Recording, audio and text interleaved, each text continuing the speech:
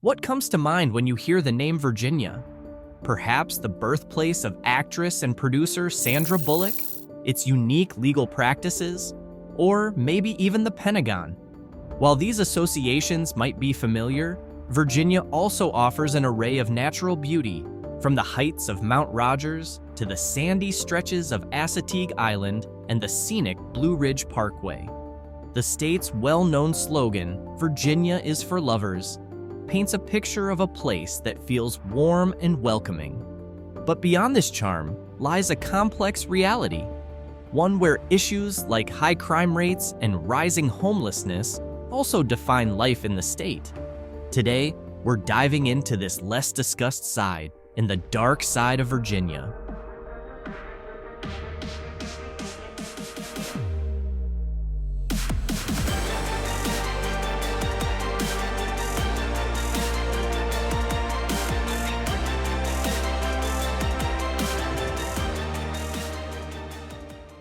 Virginia's homeless population has reached approximately 6,529 people. According to a 2023 report from the U.S. Department of Housing and Urban Development, the state's homelessness rate rose to about 7.8 per 10,000 people, compared to 6.8 per 10,000 back in 2019. The COVID-19 pandemic played a significant role here. Emergency measures like income support and eviction bans helped temporarily reduce the crisis. But as those have phased out, shelters, once limited in capacity, are now back to full operations. These factors have combined to make homelessness a more pressing issue than it was in pre-pandemic years. Delving further into homelessness in West Virginia adds depth to this already challenging landscape. Of the roughly 28,000 people seeking shelter, more than 3/4 lack any stable housing at all. The majority, most 58%, are men, and nearly half fall between the ages of 25 and 44. One noteworthy statistic is that while only around 4% of the state's population identifies as African American, 13% of the homeless population falls within this demographic. Mental health challenges and substance abuse issues stand out as leading drivers of homelessness. But these aren't the only contributing factors. Domestic violence, high unemployment, and soaring housing costs all add to the burden. These overlapping issues create a complex web, making the path out of homelessness incredibly challenging, often far more difficult than it may initially appear. So the officer said he was going to try to talk to the owner to see if he can give us at least a week to relocate. When looking closer, the cost of living in Virginia isn't drastically different from the national average, but housing and utility expenses tend to be somewhat higher than in many other states. According to data from the Council for Community and Economic Research, living expenses in Virginia are about 1% above the national average, a difference that, while small, becomes noticeable in certain areas. Housing is a major factor. In Virginia, housing costs are around 2% higher than the national average, though the specific cost varies significantly by city. For example, in Arlington, housing prices soar about 36% above the national average, while in a more affordable city like Lexington, living costs can be as much as 12% lower. The average monthly rent for a one-bedroom apartment in Virginia is about $1,221, a number that fluctuates depending on location. The U.S. Census Bureau places Virginia 12th in the nation for monthly housing expenses, averaging around $1,572 for both renters and homeowners. As of May 2024, the median home value in Virginia was estimated at $389,500, showing a 6.1% increase over the previous year, according to Zillow. When it comes to utilities like electricity, gas, and internet, Virginians typically pay around $430 per month, though this can be slightly higher in certain urban areas. Annual grocery expenses for residents hover around $3,729 per person, excluding dining out. In pricier cities like Alexandria, however, food expenses can be higher. The Massachusetts Institute of Technology, MIT, calculates that a single adult in Virginia spends roughly $4,485 a year on food. For a family of 4, this amount triples, reaching around $13,181 annually. So, for those considering a move to the mother of presidents, Virginia's cost of living doesn't stray too far from the US average, though it varies widely by city.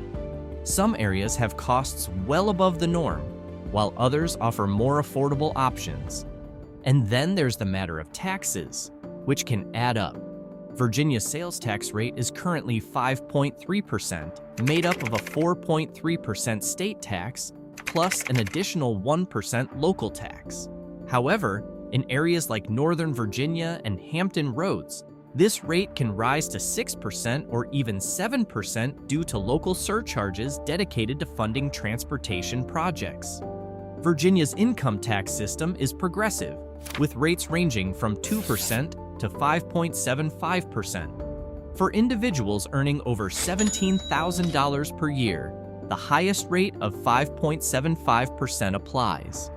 On the other hand, Virginia's property taxes are relatively low compared to the national average, with an effective rate of around 0.80% of a home's assessed value. This is lower than the national average property tax rate of 1.07%. For newcomers, this mix of factors makes Virginia an appealing yet slightly varied choice for cost of living, especially for those who carefully consider the specific city or region they choose. But the prices of everything are going up, and people just are having such a struggle just to keep up with just paying their regular bills. In Virginia, hate crimes surged dramatically in 2023, with reported cases increasing by nearly 50%. Most of these attacks targeted individuals based on their race, ethnicity, or religion. Particularly troubling is the sharp rise in anti-Semitic incidents, which jumped by an alarming 177%. This spike is a sobering reminder of the religious intolerance that continues to simmer, pointing to a broader trend of escalating religious-based hatred.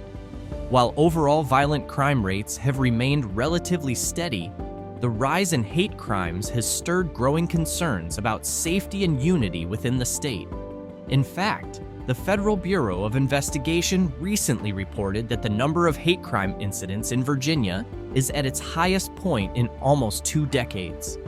Racially motivated crimes dominate these statistics, with a significant number of incidents directed at Asian, Hispanic, and Jewish communities. According to an analysis by 24/7's Wall Street, Virginia ranks among the 10 states in the U.S. with the highest levels of hate-related incidents, standing alongside states like Idaho, Tennessee, and Mississippi. The Southern Poverty Law Center has identified 37 active hate groups within Virginia alone. Among these, 10 are white nationalist organizations, such as the New Byzantium Project and Richard Spencer's National Policy Institute. Other groups include neo-Nazis, neo-Confederates, racist skinheads, and members of the Ku Klux Klan. Given Virginia's deeply rooted Confederate history, it is, perhaps, unsurprising that the state ranks 6th highest in the nation for hate-related activity. It makes me feel devastated that I know it probably could happen, but I never thought it would happen in this community. Last year, Virginia Commonwealth University's Center on Society and Health teamed up with the Virginia Department of Health to analyze the economic toll of opioid misuse in Virginia. Their research focused on the impact of opioids on individuals, families, businesses, and government agencies, revealed staggering numbers. In 2021, nearly 150,000 Virginians were living with opioid use disorder, a 127% surge from the year before. This shocking increase underscores the relentless spread of the opioid epidemic. Tragically, the data shows that an average of at least 6 Virginians die each day from opioid overdoses, a daily loss that speaks to the depth of the crisis. The financial impact of this epidemic was equally alarming. In 2021 alone, the opioid crisis cost Virginia more than $5 billion, 43% higher than the previous year. Broken down, this equates to a cost of around $588 per Virginian. For perspective, that amount could cover essential expenses like food or critical bills, a painful reminder of the resources diverted due to the crisis. Looking deeper, approximately 79% of all overdose deaths were linked to fentanyl, synthetic fentanyl, or tramadol. Fentanyl's potency and the rise of fentanyl-laced drugs have intensified overdose rates, creating a new wave of economic strain. This burden primarily falls on families and businesses, which bear the costs of lost productivity through job loss or death. The government also feels the impact, from the loss of tax revenue to mounting expenses in healthcare, criminal justice, family and child services, and education. Virginia currently ranks 27th in the country for drug-related mortality and 15th in total deaths, according to 2021 data from the Centers for Disease Control and Prevention. The crisis has extended beyond opioids. Fatalities linked to cocaine and methamphetamine overdoses are also climbing, as these drugs are frequently mixed with fentanyl, amplifying the risk of overdose. Between 2020 and 2023, we lost 9,566 Virginians to drug overdoses, with 75% of those deaths directly linked to fentanyl poisoning. The crime landscape in Virginia reveals some interesting patterns. Overall, violent crime rates remain below the national average, but property crimes like vandalism and theft continue to raise concerns. As of 2024, the crime rate in Virginia stands at approximately 45.46 incidents per 1,000 residents. This rate, however, varies significantly by region. The northwestern parts of the state are generally safer, while southwestern areas, especially urban zones with high concentrations of stores and businesses, tend to see higher crime rates due to the dense activity. In Richmond, located in eastern Virginia, the crime rate reaches as high as 480.9 incidents per 100,000 people, marking it as a hot spot in the state. When it comes to violent crimes like assault and robbery, Virginia performs better than many other states, with a rate of only about 3.1 incidents per 1,000 residents. Yet, Richmond again stands out, particularly for property crime, with around 3,299.3 incidents per 100,000 people, a rate far above the state average. Vandalism is also a significant issue, particularly in the more densely populated cities, highlighting that property crimes are far more common in certain areas. The juvenile justice system in Virginia deals with a notable number of youth-related crimes as well. While overall juvenile crime rates have declined since the pandemic, some categories are on the rise. For example, firearm-related incidents involving minors have surged by more than 50% since 2022.